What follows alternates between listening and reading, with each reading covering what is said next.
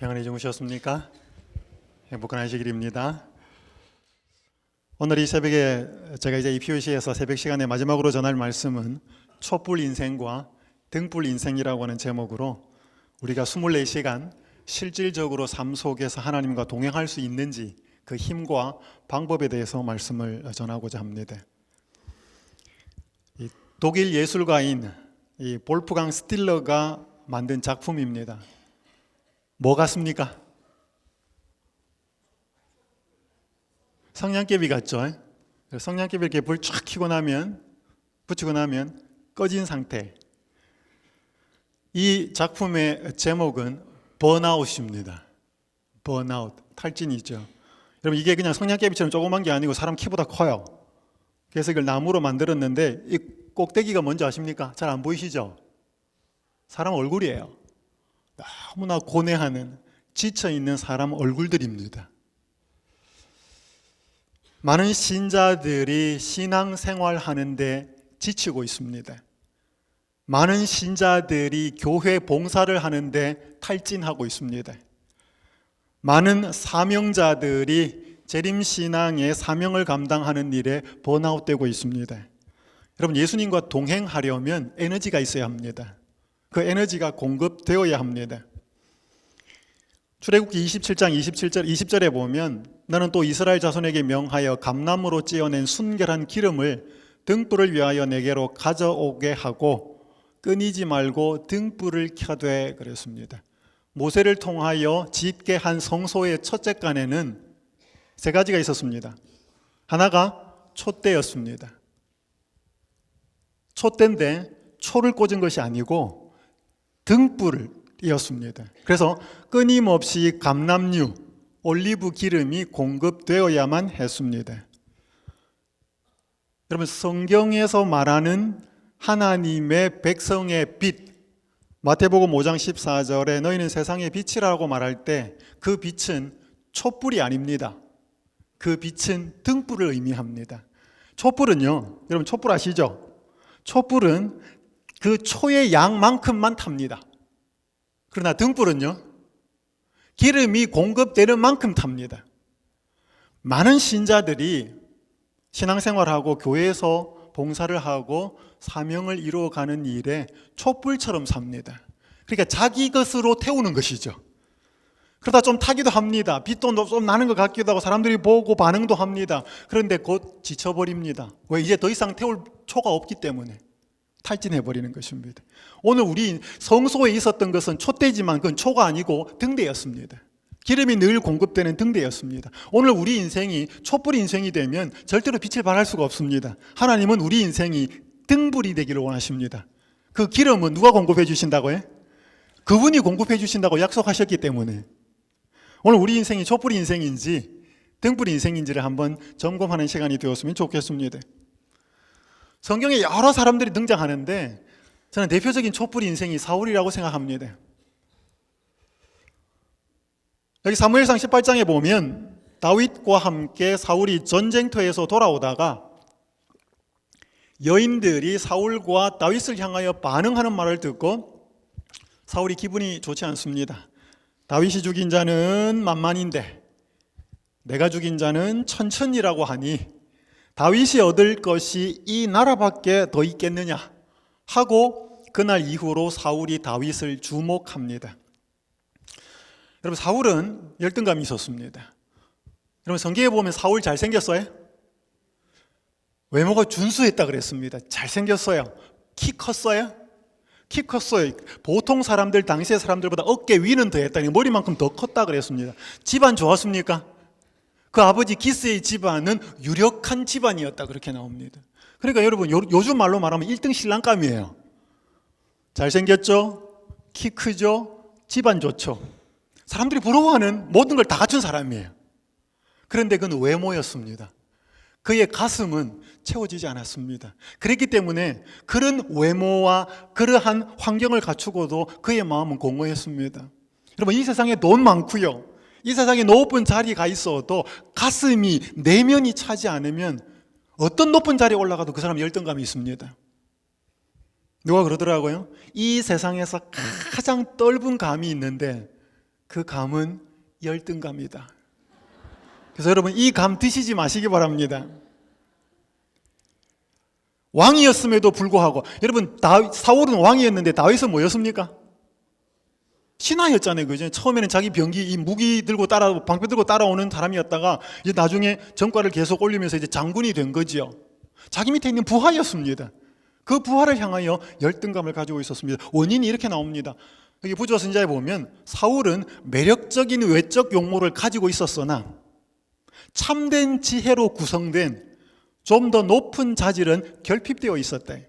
사울은 청년기에 그의 조급하고 격렬한 감정을 제어하는 법을 배우지 못했고 하나님의 은혜에 새롭게 하시는 능력도 전혀 체험하지 못했다.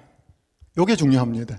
그러니까 뭔가 왕으로서 잘해야 되는데, 대접받기 위해서 뭔가 애를 쓰기 위해서 빛을 한번 발해보아야 하는데 그의 인생은 하나님의 은혜에 새롭게 하는 기름이 공급되어서 태우는 등불이 아니고 자기 것으로 태우는 촛불 인생이었습니다.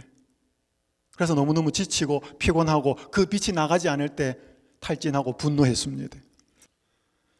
기초가 튼튼하지 않으면, 밑바닥이 튼튼하지 않으면 꺼지게 되어 있습니다. 무너지게 되어 있습니다.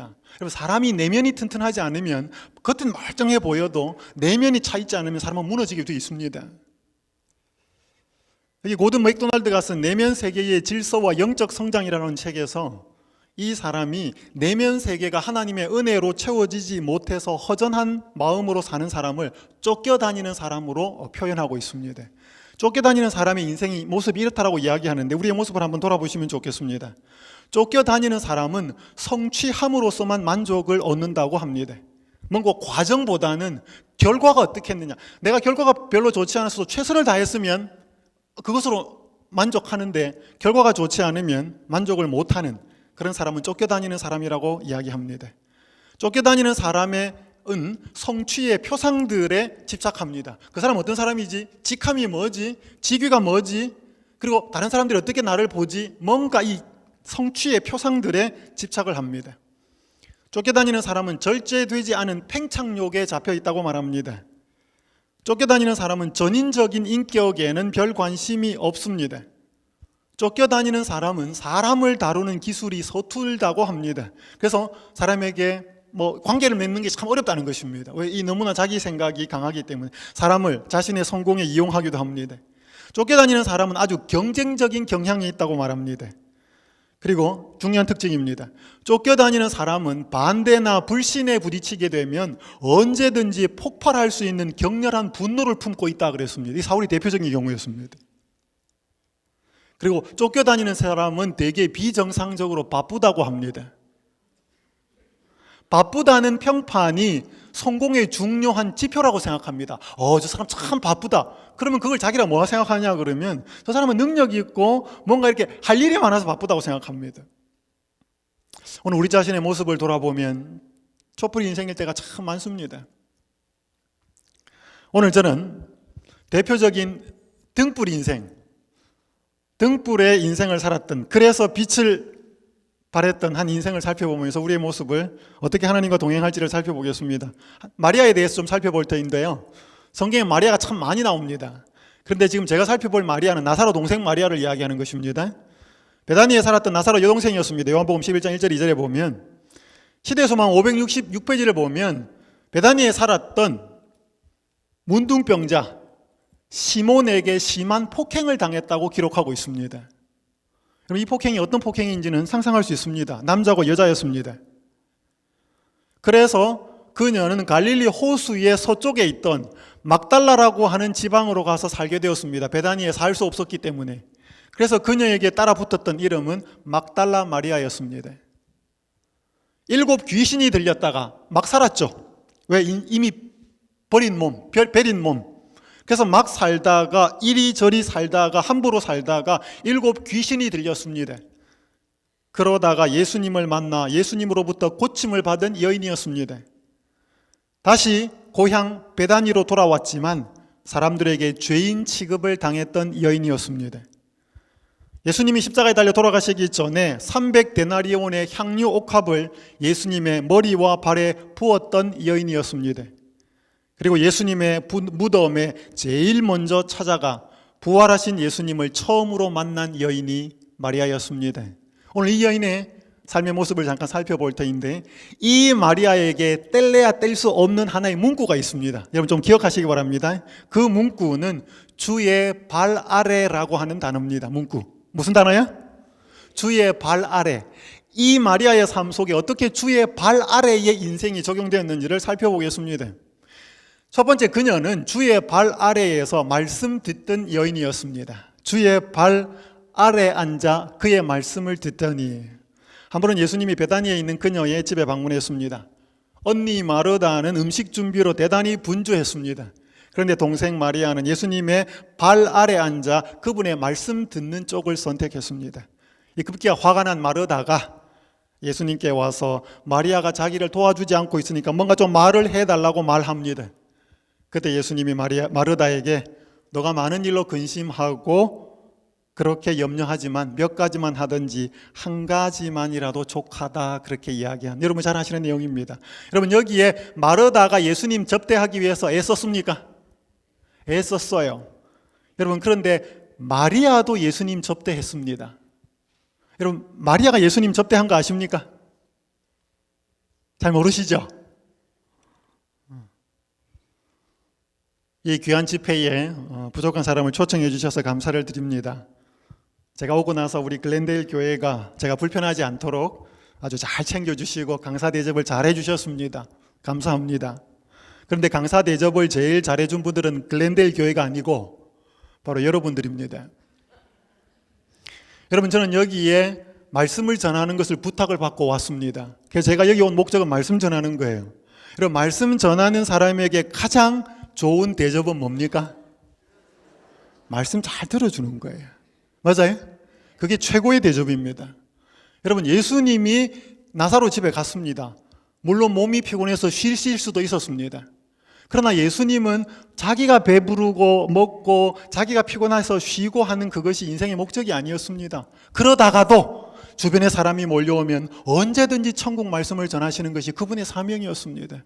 그래서요, 여러분 예수님에게 최고의 대접은, 예수님에게 할 수 있는 백성들의 최고의 대접은 그분이 백성에게 주고자 하는 말씀을 눈이 초롱초롱 해가지고 듣기를 원하고 그 무릎 아래, 발 아래 앉아있는 그 사람이 예수님을 최고로 대접하는 것입니다. 여러분 예수님이 배고팠어요. 예수님도 먹어야 돼요. 예수님도 인간의 육신을 입었기 때문에 먹는 것을 무시하지 않았습니다. 그러나 마르다에게 뭐라고 이야기했는가 하면 너가 몇 가지를 준비하든지 그게 안 되면 한 가지만이라도 괜찮다. 왜? 나도 먹어야 되니까. 그거는 인정한다. 그런데 너무 많이 대접하려고 분주하지 않았으면 좋겠다. 그런데 이 마리아는 내가 전하는 그 말씀을 듣는 것을 먼저 선택했으니 놓아두라. 그러나 나는 이 말씀을 듣기 위해서 앉아있는 마리아가 너무 좋다. 여러분 제가 이렇게 집회를 초청받아서 가보면 안식일에 막 설교를 하려고 있으면 그냥 그때는 막 보입니다. 막 이렇게 앉아있는데 설교할 때 되면 없어요. 집사님들이 어디 가 계셔요? 식당 가 있습니다. 뭐 하려고? 음식 준비하려고. 그러면 저는 별로 기분이 안 좋아요. 차라리 밥을 안 먹어도, 물론 안 먹는 건 아닙니다. 안식일날 그 점심을 먹어야 됩니다. 누군가는 식당에 가서 봉사해야 됩니다. 맞아요. 필요합니다. 왜? 우리 못 먹고는 살 수 없어요. 그런데 너무 많이 안 준비하셔도 됩니다. 요즘 못 먹는 사람 별로 없어요. 한 가지만 준비해도 괜찮아요. 그러나 더 중요한 것은 뭐예요? 그분의 발 아래에서 예수님의 입술에서 나오는 말씀 듣는 것이 더 중요해요. 여러분 마리아는 그런 여인이었습니다. 여기 누가복음 24장에 엠마오 올라가는 두 제자의 눈이 가리워졌다는 것이 무슨 날인지 셋째 날 말씀을 드렸습니다. 크라테오라고 하는 이 단어가 고정되어 움직이지 않다라고 하는 뜻이라고 그랬습니다. 그래서 딴 거를 못 보고 뭐예요? 자기가 관심 있는 것에 꽂혀가지고 안 보였다 그랬습니다. 예수님이. 그런데 누가복음 24장 31절 32절에 보면 저희 눈이 밝아져 그인 줄 알아보더니 예수는 저희에게 보이지 아니하시는지라 저희가 서로 말하되 길에서 우리에게 말씀하시고 우리에게 성경을 풀어주실 때에 우리 속에서 마음이 뜨겁지 아니하더냐 하고, 이제 예수님 만난 고백을 합니다. 근데 여기에 눈이 밝아졌다는 이 헬라어는 뜻이 뭐냐면 눈이 열렸다는 뜻입니다. 그러니까 저희 눈이 열려서 그때는 그전에는 가리워졌었는데 눈이 열려서 예수님을 알아본 거예요. 근데 여기에 밝아졌다는 단어의 이 디아노이고라고 하는 단어는 여기 뒷부분 밑에 나오는 우리에게 성경을 풀어주실 때에라고 하는 단어와 똑같아요. 그러니까 성경을 풀어주었다는 이 단어는 아까 이 밝아졌다는 단어가 열린다라는 거였습니다. 이게 눈이 열렸다 그랬거든요. 그럼 예수님이 성경을 풀어줬다는 건 성경을 뭐 했다? 열어주셨다 이 말이에요. 예수님이 구약의 성경을 열어주셨을 때에 그들의 눈이 열립니다. 성경이 열렸을 때 눈이 열렸다고요. 그러면서 그들이 예수를 알아봅니다. 여러분, 우리가 하나님을 하나님으로 알아보는 것은 말씀이에요. 그 말씀이 우리의 눈을 열어야 오늘 내가 날마다 그 말씀을 열어야 오늘 내 마음의 눈이 열려서 예수님이 누군지를 알아봅니다. 그 예수님이 내 곁에 동행하고 계시는데 동행하고 계시다는 사실을 보게 됩니다. 제가 첫날에 계속 말씀드린 것은 예수님은 우리와 24시간 동행하고 계십니다. 내 눈이 열리지 않아서 내 눈이 한쪽에만 고정되어 있어서 집착해 있어서 나 보고 싶은 것만 보고 있어서 눈이 가리워져서 그 예수님을 못 보는 것이지요. 그런데 그 눈이 열려서 예수님이 나와 동행하고 계시다는 것을 볼 수 있는 첫 번째 방법은 그분이 말씀을 열어주셨을 때 그들의 눈이 열린 것처럼 오늘 우리 눈이 열린다는 것입니다. 저는 연수원에 있으면서 저는 참 많은 은혜를 받고 있습니다. 왜냐하면 말씀이 전해지고 기도하는 곳이기 때문에 사람들의 변화가 일어나요. 그걸 보면 너무너무 신납니다. 작년 10월에 36 서울병원 간호사 아가씨가 한 명이 왔습니다. 신자가 아니었어요. 그러니까 이제 이 원목실에서 이제 이렇게 막 명단을 짜가지고 보내는데 일반 전국에 있는 연합회 내의 기관에 있는 직원들은 5년마다 한 번씩 의무적으로 연수원에 들어와야 되거든요. 근데 이제 이 아가씨가 교인이 아닌데 들어온 거예요. 들어왔는데 입이 대빨이 나와서 들어왔습니다. 내가 여기를 왜 와야 되는지. 근데 그 아가씨 얼굴이 하루, 이틀, 사흘 지나는데 얼굴이 조금씩 달라져요. 이 그녀가 쓴 간증문 내용입니다. 잘 알지 못했던 하나님, 예수님, 성경 말씀, 그리고 교리에 대한 강의를 매일 아침 저녁으로 들으면서 어려운 부분도 있고 처음 깨달은 부분도 있고 감동을 받은 부분도 있다. 나는 교인이 아니지만 이곳 재림연수원에 와서 교인분들과 같이 생활하고 예배에 참석하고 기도하면서 재림교회가 정말 올바른 교회라고 느꼈다. 어떤 사람들은 고지식하고 융통성 없다고 할 수 있고 아무것도 모르면서 자신이 들어오던 교회 이름과 다른 이상한 교회라고 하는 사람도 많다. 사실 나도 그런 사람이었고 지금도 재림교회에 대해 아는 것이 거의 없지만 구원에 가장 가까운 교회가 재림교회라는 걸 느끼긴 충분한 시간이었다. 교회에 나가는 것은 아직 결정하지 못했다. 하지만 굳이 나가야 된다면 재림교회에 다니게 될 것 같아.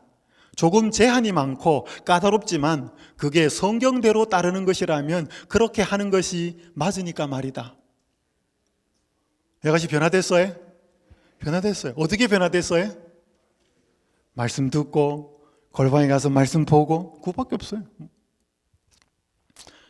여러분, 우리가 하나님과 동행하는 24시간 동행하는 첫 번째 방법은 날마다 주의 발 아래 앉아 하나님의 말씀을 여는 것입니다. 우리가 그때 하나님의 말씀을 열 때 그분이 우리의 마음 눈을 열어주실 것입니다. 그 경험을 꼭 하게 되기를 간절히 바랍니다. 여러분, 우리가 말씀을 열 때마다 기억하셔야 될 것이 두 가지가 있습니다. 첫 번째, 말씀을 열 때마다 이 말씀에서 내가 뭘 받아야 되는가 하면 첫 번째, 예수님의 마음이 떠오를 때까지 이 말씀을 여셔야 합니다.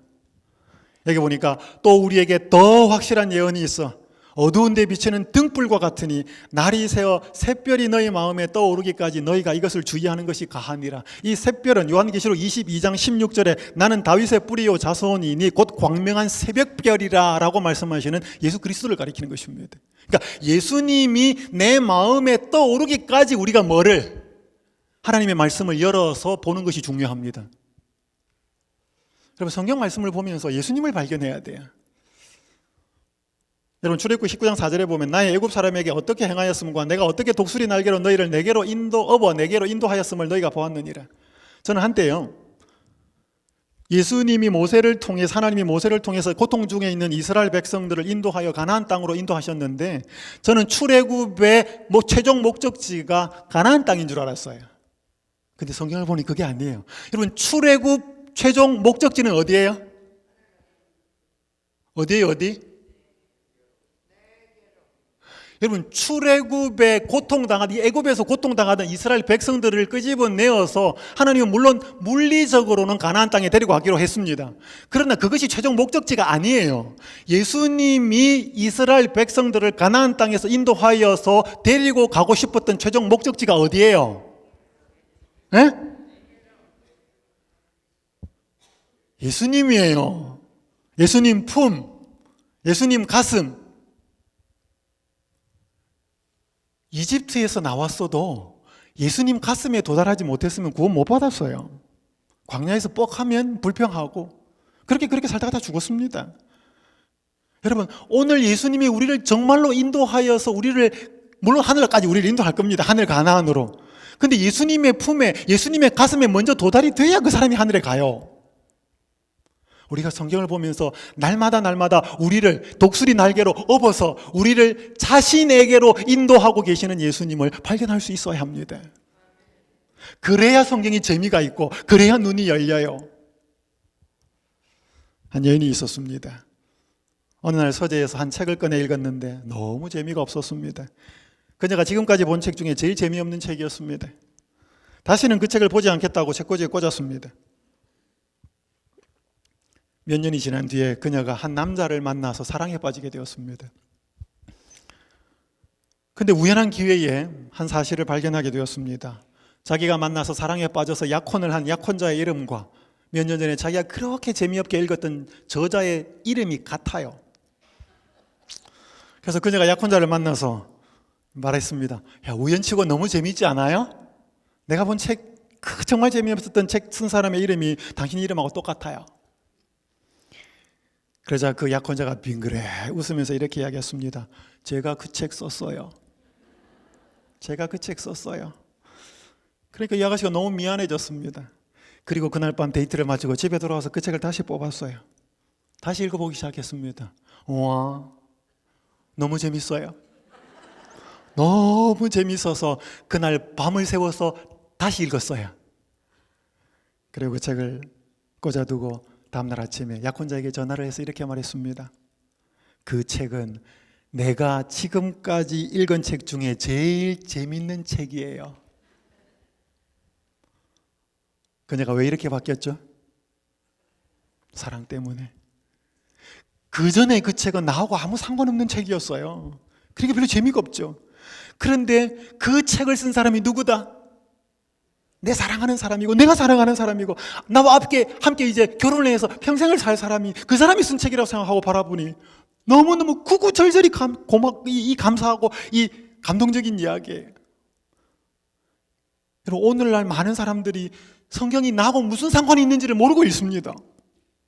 그 책은 나를 너무나 사랑하셔서 기록한 그 책이에요. 여러분 제가 좋아하는 이 유한준 씨, 조선 후기 정조 때 문장가였습니다.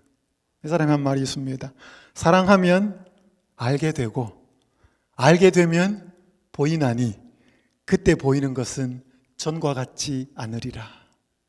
참 멋있는 말이에요. 사랑하면 알게 되고 알게 되면 보이는데 그때 보이는 것은 전과 같지 않다는 것입니다. 그래서 여러분 우리가 예수님 사랑하고 보는 세상은 달라요. 예수님 없이 보는 눈은 세상 사람들하고 똑같습니다. 예수님 사랑하면서 보는 돈은 달라요. 오늘 우리가 예수님 사랑하지 않기 때문에 밋밋하게 보이는 것이죠. 여러분 첫 번째 기억하십시오. 우리가 늘 말씀을 열 때마다 누가 떠오르기까지 예수 그리스도 샛별 되신 예수 그리스도가 내 마음에 떠오르기까지 말씀을 열어야 합니다. 그때 우리의 눈이 열릴 것입니다. 두 번째, 말씀을 열 때마다 기억해야 될 것은 내 모습이 보일 때까지, 내 모습이 보일 때까지. 여기 고린도전서 10장 11절은 저희에게 당한 이런 일이 거울이 되고 또한 말세를 만난 우리의 경계로 기록하였느니라라고 기록합니다. 이 고린도전서 10장은 사도 바울이 이스라엘 백성들의 불순종한 모습들을 쭉 이야기하면서 그들의 불순종했던 모습들, 그들에 대한 기록이 지금 우리에게 주어진 것은 우리에게 뭐가 되고? 거울이 되고. 여러분, 성경에 기록된 모든 사건들이 우리에게 기록된 것은 우리에게 거울로 주셨다는 것입니다. 여러분, 거울 보면 누가 보여요? 남편 보입니까? 아니면 아무개 집사님이 보입니까? 여러분, 성경을 볼 때 누가 보여야 돼요? 예? 내가 보여야 돼요, 내가. 물론 예수님이 보여야 돼요. 성경 속에서 이스라엘 백성들의 불순종하고 하나님의 백성들 사이에 불순종하는 모습을 보면서 내 모습이 보여야 돼요, 내 모습이. 그러지 않으면 성경 재미없어요. 남의 이야기예요. 여러분, 조선 성종 때 완성된 이 동국통감이라고 하는 역사서가 있는데 이게 수백 권입니다. 이 역사서는 중국 송나라 때 사마광이 만든 자치통감의 역사서를 참고해서 만든 비슷한 역사서예요. 역사서입니다. 근데 끝이 뭐로 끝나요? 감자로 끝나. 이게 무슨 감일까요? 예? 열등감은 아니에요. 그래서 여러분, 우리 엘렌 G 화이트이 쓴 교회 증언 9권에서 특별한 개인적인 대상을 빼고 모든 공통적으로 해당되는 사람들을 권면에 모아서 3권 만든 책 이름이 뭐예요? 증언보감이죠. 그 감자도 이 감자예요. 무슨 감자예요? 거울 감자예요. 거울 감자. 역사책이 뭐라고요? 거울이라고요. 그래서 조선시대 역사를 보거나 고려시대 역사를 보거나 1800년대 교회의 역사를 보거나 그걸 볼 때마다 누가 보여야 된다고요? 내가 보여야 돼요. 여러분, 역사책 보고 나서 야, 그놈 너무 나쁘네, 통치 잘못했네, 어떻게 이런 인간이 역사 속에 있었어, 그 역사 잘못 보는 거예요. 그런 사람의 모습을 통해서 누가 보여야 돼요? 내가 보여야 돼요. 여러분, 이스라엘 백성들 그렇게 불평하고 구름기둥 불기둥 만나 먹어가면서 불순종했던 모습들을 보면서 어떻게 이렇게 불순종했나, 그 생각 들었어요, 안 들었어요? 저는 들었다니까요. 내가 이 현장에 있었으면 안 그랬을 건데, 아니요, 저도 똑같았을 거예요. 내 모습 보아야 되는 것입니다. 지금 중학교 1학년 둘째 아들이 초등학교 5학년 되었습니다. 이 아이는 손을 잘 안 씻었어요. 이 운동하고 땀 흘리고 야구도 하고 축구도 하고 그러는데 이 손을 잘 안 씻어요. 그래서 집에 들어오면 배고프니까 엄마가 이렇게 뭐 만들어, 쿠키 같은 거 만들면 그 손으로 집어 먹는 거예요. 그러면 엄마가 저도 손 씻고 오라고 먼저. 그러면 이제 손 씻으러 화장실에 가서 수도꼭지 틀어놓고 손 한번 넣었다 빼요. 2개를 마주 잡고 비비지도 않아. 비누는 뭐 안 묻히는 건 물론이고. 그러니까 이게 손에 물이 뚝뚝뚝 흐르는 거로 이제 그 화장실 스위치를 꺼요. 그러니까 이 화장실 스위치 주변에 때자국이 새까맣게 이 타원형으로 이 때자국 손이 묻으면서 이게 누르니까 손을 씻으라고 한 번에도 안 씻어요. 근데 이놈이 어느 날 학교를 갔다 오더니요, 화장실에 가가지고 비누 칠해가지고 손을 깨끗하게 씻고 나와요. 아들, 너 오늘 뭔 일이 있어서 왜 이렇게 손을 깨끗하게 씻어? 아빠, 오늘 보건소에서 간호사 선생님들하고 여러분들이 오셨다? 뭐 이상한 기계를 갖고 왔더라? 그 기계에다가 우리 손을 다 집어넣게 했는데, 손을 딱 집어넣으니까 모니터 하나에 우리 속에 세균이 얼마나 많은지 모니터에 쫙 나오는데, 하얀색으로 나오는 게 세균이었는데, 다른 친구들 손 놓고 이렇게 하얀색 여기 저기 이렇게 막 나오는데 내 2손을 넣으니까 전부 다 하얗다? 그러니까 얘의 손이 제일 세균이 많았던 거예요. 여러분, 평소에 이 세균 보여요, 안 보여요? 세균 보이면 여러분 이 손으로 집어서 밥 못 먹을걸요, 빵? 안 보입니다.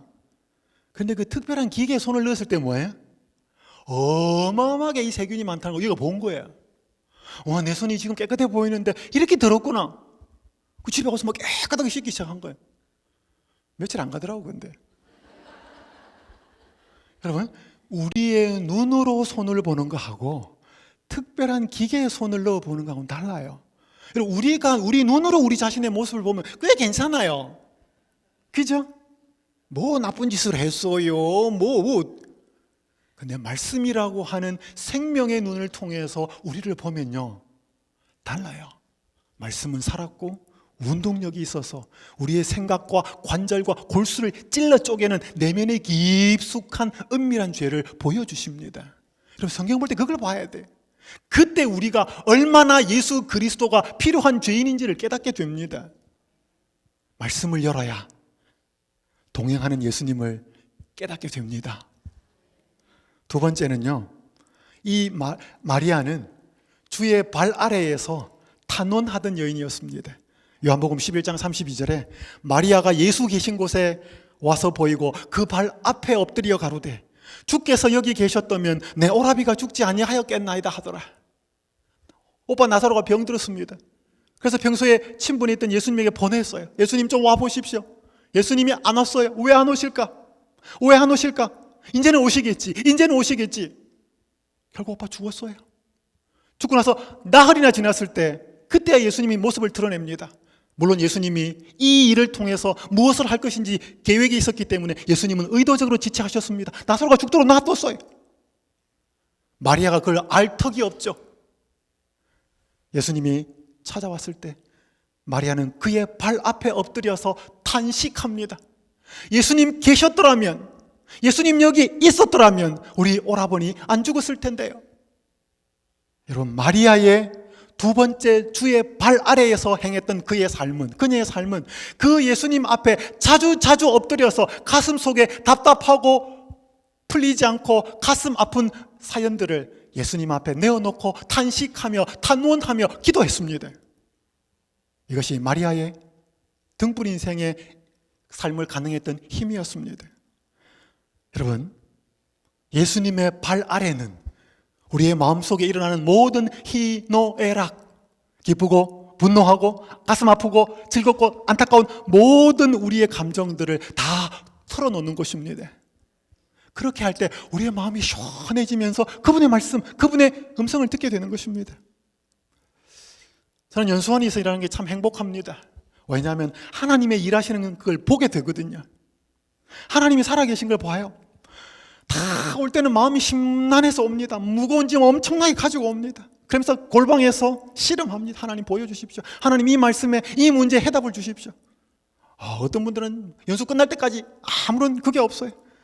근데 한 분이 너무 낙심되어서 연수원에서 이제 떠날 날이 얼마 안 됐는데 기도실에 올라가가지고 밤중에 창문을 자려고 누웠는데 잠도 안 오고 하나님은 안 나타나고 뭐 말씀도 안 하고 물끄러미 밤중에 이 연수원의 기도실에 조그마한 창문이 있는데 거기를 통해서 보고 있는데 별 3개가 보이더랍니다. 우리 삼태성 있죠, 그죠? 근데 그 별을 바라보고 있는데 갑자기 하나님이 생각나더랍니다. 그래서 그분이 쭉 양인데 제가 시간이 없으니까 그분 나가서 그 추운데 겨울에 그 별을 보면서 자기를 여전히 비추고 계시는, 여전히 자기를 보고 계시는 예수님의 사랑을 그가 깨달으면서 너무 했던 이야기 간증하고요. 한 번은 사모 연수를 하는데 사모님들의 연수 속에 이제 일반적으로 개인적으로 기도한 분이 이제 오셔서 식당에서 밥을 먹는데 옆자리에 같이 앉게 돼요. 그래서 사모님 그 집사님하고 이야기하고 하면서 좀 친해졌어요. 그래서 기도실에서 자기가 사모님이 자기가 필요한 어떤 기도 제목을 간절히 3가지를 기도하고 나오는데 그 여집사님을 만난 거예요. 그 여집사님이 자기 아들 사진 보여주면서 뭐 이렇게 아들 이야기를 했는데 집사님, 제가 우리 아드님을 위해서 기도해도 되겠습니까? 그래서 그 아들을 위해서 간절히 기도했대. 그 기도실 밖에서. 그러니까 그 기도를 듣고 그 여집사님이 사모님, 제가 사모님을 위해서 기도해도 되겠습니까? 해주시라고. 그러니까 둘이 손을 잡고 또 여집사님이 사모님을 위해서 간절히 기도했는데 3가지를 기도하더랍니다. 근데 그 사모님이 방금 자기가 기도실에서 하나님께 간절히 기도했던 그 3가지 기도 제목을 그 여집사의 입에서 나와서 3가지를 그대로 기도하더랍니다. 자기가 방금 전에 기도실에서 3가지를 기도하고 나왔는데 그 여집사님이 자기를 위해서 기도해도 되겠느냐고 묻는데 그 여집사님이 자기를 위해서 3가지 기도를 해주는데 자기가 입술로 방금 전에 했던 3가지 기도가 그대로 반복이 되더라는 것입니다. 누가 역사하신 거예요? 성령이 역사하신 거예요. 어떻게 똑같이 3가지를 하겠습니까? 저는 장소가 달랐는데, 기도 소리 듣지도 않았는데. 하나님 살아계십니다. 오늘 우리의 가슴 속에서 있어서 안타까운 일, 응어리, 예수님이 이렇게 좀 해주셨으면, 내 인생이 요랬을 텐데, 뭔가 가슴 아프고 답답한 이야기 자주 그 예수님 앞에 나오셔서 여러분의 마음을 토로하시기 바랍니다. 탄식이 얼마나 중요한지는 우리 최희춘 교수님에게 잘 배우셨습니다. 저도 되게 많이 배웠습니다. 그런데 여러분 기억하실 것은요, 2가지 기도를 하셔야 됩니다. 첫 번째는 골방의 기도가 중요합니다. 개인 기도죠. 아무도 없는데 은밀한 기도를 하셔야 됩니다. 이게 너무나 중요합니다. 제가 이거 시간이 다 없기 때문에 설명을 드리지 못하는데, 두 번째는요, 매 순간에 기도를 하셔야 됩니다. 24시간 기도로서 어떻게 동행할 수 있는가? 기도하기 위하여 항상 무릎을 꿇고 몸을 굽힐 필요는 없다. 이 앞에 있는 골방의 기도는 이렇게 하는 겁니다. 무릎을 꿇고 몸을 굽히고 간절하게 사모하는 기도를 하는 것입니다. 그러나 기도하기 위해 항상 무릎을 꿇고 몸을 굽힐 필요는 없다. 그대가 혼자 있을 때나 길을 걸을 때나 그대의 일상 업무로 말미암아 분주할 때라도 구세주와 더불어 대화하는 습관을 기르도록 하라. 운전할 때 기도할 수 있습니다. 설거지할 때 기도할 수 있어요. 오늘 애기 볼 때 기도할 수 있습니다.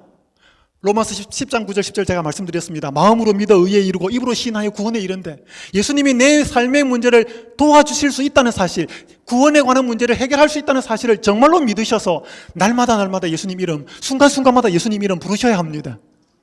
그래서 내 마음을 하늘로 열어야서 탄식해야 합니다. 한 여집사님이 부엌에서 드리는 기도라고 하는 글을 썼어요. 소금을 치면서 세상에 소금이 되게 하소서. 설탕을 사용하면서 꿀 같은 말씀 사모하게 하소서. 고춧가루를 치면서 성령의 불로 타오르게 하소서. 깨소금을 뿌리면서 그리스도의 향기를 전하게 하소서. 밥을 푸면서 육의 양식과 함께 영의 양식도 풍성히 채우소서. 국이나 반찬을 그릇에 담으면서 주의 잔치상에 귀한 그릇으로 쓰임받게 하소서. 김치를 담으면서 이 김치가 익어서 맛을 내듯이 저도 당신 안에서 제대로 익어 주의 맛을 세상에 전하게 하소서. 식사를 마치고 그릇을 씻으면서 제 안의 모든 죄악도 깨끗이 씻으소서. 여러분, 이거요 매 순간마다 할 수 있습니다. 운전을 할 때, 뭐 할 때. 여러분, 기도는 두 가지여야 합니다. 우리가 정해진 시간에 하나님과, 여러분, 대화도요 아주 포뮬러하게 공식적으로 딱 마음 작정하고 나누는 대화가 필요합니다. 근데 그것만 해가지고는 안 됩니다. 사적으로 뭐예요? 사소한 이야기, 작은 이야기 자주 나눠야 합니다. 그래서 오늘 우리 예수님과 주의 발 아래서 하는 기도는 공식적으로 조용한 곳에 가서 아무도 내 소리를 듣지 않는 그 기도로 가슴 속에 있는 이야기를 하나님께 올려야 합니다. 그게 필요합니다. 그리고 일해야 되잖아요. 또 살아야 되잖아요. 그 순간순간에 죄에 물들게 하는 수많은 방해거리들이 들어옵니다. 그때마다 누구를 부른다고요? 예수님 이름을 부르는, 예수님, 동행하시는 예수님 도와주십시오. 이거 요즘 저 사람이 지금 이 상황이 이런데 어떡할까요? 예수님 도와주십시오. 여러분, 날마다 순간순간마다 예수님의 이름을 부를 때 우리는 그분과 동행합니다. 그리고 동행하고 계시는 그분이 우리에게 이길 힘을 주실 것입니다. 세 번째, 주의 발 아래에서 이 마리아는 감사하던 여인이었습니다. 그 동네에 죄인인 한 여자가 있어 이 마리아입니다. 예수께서 바리새인의 집에 앉으셨음을 알고 향유 담은 옥합을 가지고 와서 예수의 뒤로 그 발 곁에 서서 울며 눈물로 그 발을 적시고 저가 머리털로 씻고 그 발에 입 맞추고 향유를 붓습니다. 300데나리온. 시대소망 564페이지에 보면 그 여자를 강권한 것은 그리스도의 사랑이었다. 비할 데 없이 탁월한 그리스도의 품성이 그 여자의 심령에 충만하였다. 그 향유는 그것을 드리는 자의 마음의 상징이었다. 이것은 넘쳐 흐르기까지 하늘의 시냇물에서 공급된 사랑의 외부적인 증거였다. 여러분, 아까 제가 마리아가 어떤 여자인지 이야기했습니다. 그죠? 사람한테 배신당하고 사람 피해 살다가 7 귀신 들려서 막 살았습니다. 그런 여인이 예수님을 만나서 치유함을 받았습니다. 그 은혜가 너무 고마웠어요. 그 은혜가 너무 감사했어요. 여러분, 300데나리온이 얼마죠? 1데나리온은 뭐예요? 1당이에요. 그러니까 여러분, 300데나리온은 300일 일하고 버는 돈이에요. 1년 연봉이에요. 여러분이 1년에 5만 불 버시면 5만 불 다 깨뜨려서 예수님께 향수 드릴 수 있습니까? 5만 불짜리 선물? 물론 우리 여기에 헌신 많이 하시는 분들은 그 많은 액수, 더보다 많은 액수를 하나님께 헌신하는 분들이 있어요. 제가 듣고 알고 있습니다. 이 여인이 그 300데나리온 1년 연봉의 금액이 아깝지 않고 예수님께 깨어 드릴 수 있었던 것은 뭐예요? 그녀의 마음속에 찾아오셔서 그녀를 위로하고 그녀를 치유해 주셨던 그 하나님의 사랑에, 예수님의 사랑에 대한 그녀의 마음의 감사의 반응이었습니다. 너무 감사했어요. 너무 고마웠어요.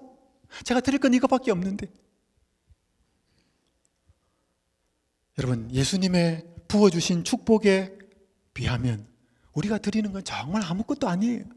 아무것도 아니에요. 그걸 보지 못하는 가룟 유다는 낭비라 그랬습니다. 가룟 유다 눈의 낭비였죠. 오늘 주의 발 아래에서 우리는 우리를 향하여 어떤 은혜를 베푸신 하나님의 그 섭리를 감사하는 시간을 가져야 합니다. 그때요, 가까이 계신 동행하신 예수님을 볼 수 있어요. 제가 알고 있는 한 형님이 결혼을 하고 47살에 신학 공부를 시작했습니다. 그 형님은 뜻이 있어서 신학 공부를 선택했지만 아내는 아니었어요. 반대를 했지만 남편이 끝까지 그 길을 가겠다니까 말리질 않았습니다. 그런데 남편이 공부를 시작하기 1년 전에 아내는 유방암에 걸렸어요. 그러다가 이 치료가 다행히 잘 되어서 치료가 되었는데 남편이 신학 공부를 하려고 하는 그 상황에서 다시 재발을 한 거예요. 그러니까 남편은 공부한다고 정신을 쫓아다니고 교회를 맡아서 교육전도사로 나가는데 이 아내는 너무 힘들고 마음이 지쳤어요. 그러면서 남들이 이야기하기를 예수님께 기도해 보세요. 이런 어렵고 힘든 상황 속에서 감사할 일이 있다는데 자기는 도저히 감사할 일이 없는 거예요. 그래서 한 번은 작정을 하고 하나님께, 하나님 저도 감사할 수 있도록 어떻게 이 상황 속에서 감사해야 되는지 알려주십시오 라고 하고 하는 시기에는 이제 몸이 아파서 너무 교회도 못 가고 집에서 거실에 앉아 있었습니다. 누워 있었습니다. 그런데 그 교회 다니는 한 여집사님이 아침에 새벽에 눈을 떴는데 이 사모님이 갑자기 생각났더래. 이 사모님은 오늘 방문을 가면 좋겠다. 교회를 안 가고. 근데 자기 이 생각이 맞는지 틀린지를 모르니까 하나님께 기도를 했습니다. 하나님, 제가 아침에 새벽에 산책을 가는데 네잎 클로바를 딱 하나를 발견하면 하나님이 저에게 교회 안 가고 그 사모님 방문을 가서 예배 드리고 해도 좋다는 것으로 알겠습니다. 이 기도를 한 거예요. 그리고 그 이 집사님이 새벽에 산책을 나갔는데 나가자마자 네잎 클로버를 발견을 한 거예요. 그래서 이걸 가지고 들어왔어요. 그래서 이제 곱게 이렇게 다듬어서 서재에 가서 책꽂이에서 책을 하나를 빼서 넣어서 음식 하나를 장만해서 그 사모님한테 갔어요. 근데 그 사모님이 집사님 왜 교회 안 가고 이게 오셨어요? 하면서 이제 자초지종을 이야기하면서 네잎 클로버를 탁 내서 사모님에게 줬어요. 그러니까 그 사모님이 펑펑 울어요. 막 울어요. 그러니까 이 여집사님 이게 내가 뭐 잘못했나?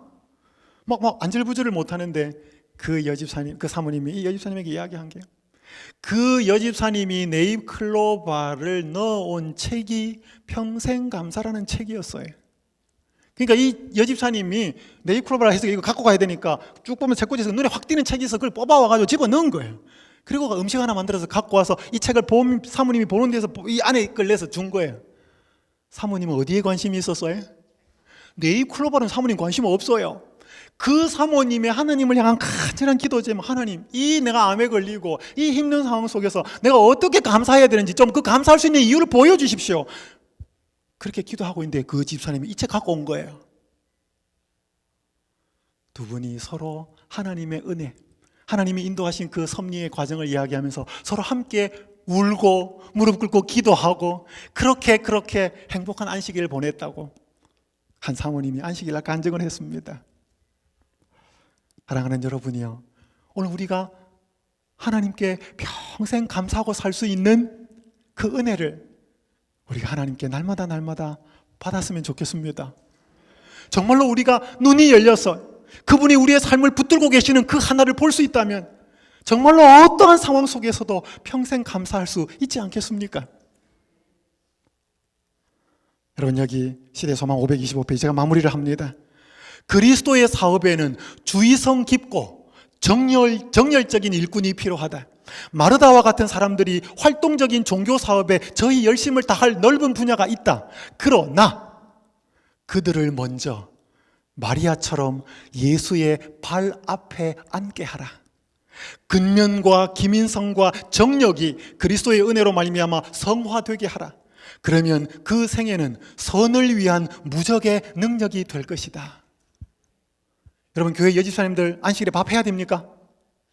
에? 해야 돼요. 누군가는 주차해야 되고 주차 관리해야 되고 누군가는 운전해야 되고 해야 될 일, 교회에서 섬기고 봉사해야 될 일 많습니까? 많아요. 마르다의 봉사가 많아요. 해야 돼요. 그런데 마르다의 봉사를 해야 하는 모든 사람들이 제일 먼저 해야 될 것은 뭐라고요? 마리아처럼 주의 발 아래 먼저 앉아야 된다고요.